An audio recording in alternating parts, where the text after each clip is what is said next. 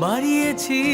একসময় টেলিভিশনের পরিচিত মুখ ছিলেন তিনি, দর্শকদের কাছে ছিলেন জনপ্রিয় অভিনেত্রী। কিন্তু ক্যামেরার সামনে হাসি মুখে দেখা যাওয়া সেই মানুষটি ভিতরে ভিতরে লড়ছিলেন হতাশা, অনিশ্চয়তা আর একাকিত্বের সঙ্গে। আর সেই লড়াই একসময় তাকে ঠেলে দেয় ভয়ঙ্কর এক সিদ্ধান্তের দিকে। পশ্চিমবঙ্গের অভিনেত্রী মৌলি দত্ত ঘুমের ওষুধ খেয়ে সম্প্রতি আত্মহত্যার চেষ্টা করেছেন। গুরুতর অবস্থায় তাকে দ্রুত হাসপাতালে নেওয়া হলে প্রাণে বেঁচে যান তিনি। বর্তমানে শারীরিকভাবে অনেকটা সুস্থ হলেও তার এই ঘটনার পেছনের কারণ শুনে অবাক হয়েছেন অনেকেই। ভারতীয় সংবাদ মাধ্যমকে দেওয়া এক সাক্ষাৎকারে মৌলি জানান, দীর্ঘদিন ধরেই কাজের অনিশ্চয়তা, আর্থিক চাপ এবং মানসিক হতাশার মধ্যে ছিলেন তিনি।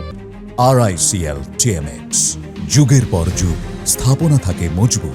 আগের মতো নিয়মিত অভিনয়ের সুযোগ পাচ্ছিলেন না। নতুন কাজের জন্য বিভিন্ন জায়গায় যোগাযোগ করলেও মিলছিল না আশার খবর। অথচ ফ্ল্যাটের EMI, সংসারের খরচ আর ব্যক্তিগত ব্যয় সবকিছুই সামলাতে হচ্ছিল তাকে একা হাতেই। জানা গেছে, ঘটনার দিন কাজের হতাশার পাশাপাশি কয়েকজন ঘনিষ্ঠ বন্ধুর সঙ্গেও মনোমালিন্য হয় তার। সবকিছু মিলিয়ে নিজেকে খুব একা মনে হচ্ছিল মৌলির। তার মনে হয়েছিল তাকে বোঝার মতো কেউ নেই তার পাশে। আর এমন আবেগঘন মুহূর্তেই চিকিৎসকের পরামর্শে ব্যবহার করা ঘুমের ওষুধের পুরো একটি স্ট্রিপ খেয়ে ফেলেন তিনি। তবে এই ঘটনার পেছনে কোনো প্রেমের সম্পর্ক নেই বলেও স্পষ্ট জানিয়েছেন এই অভিনেত্রী। তার দাবি, পেশাগত হতাশা এবং মানসিক চাপই তাকে এমন সিদ্ধান্ত নিতে বাধ্য করেছিল। বর্তমানে নিজের বাসায় ফিরে বিশ্রামে রয়েছেন মৌলি। আর এই ঘটনার পর তিনি উপলব্ধি করেছেন জীবনের কঠিন সময়ে কে সত্যিকারের বন্ধু আর কে নয়। মৌলির এখন একটাই চাওয়া, তিনি নিয়মিত কাজে ফিরতে চান। কারণ তার ভাষায়, অভিনয় জগতে জনপ্রিয় হওয়া যতটা কঠিন, সেই জনপ্রিয়তা ধরে রাখাটা তার চেয়েও অনেক বেশি কঠিন।